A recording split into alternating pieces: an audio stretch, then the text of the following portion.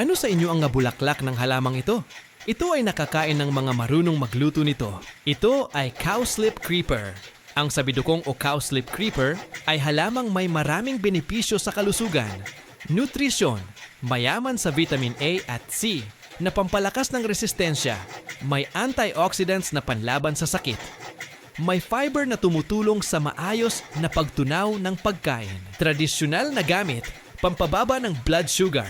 Ayon sa mga paniniwala, ginagamit sa mga bagong panganak para linisin ang matris at pabilisin ang paggaling.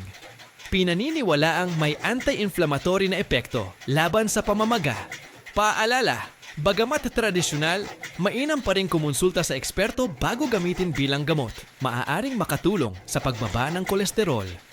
May ilang pag-aaral na nagsasabing ang sabidukong ay maaaring makatulong sa pagpababa ng level ng kolesterol sa katawan na mahalaga para maiwasan ang sakit sa puso. Suporta sa pagpapapayat o tamang timbang.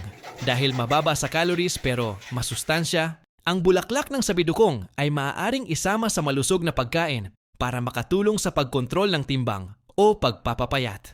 Tara at lutuin na natin, guys!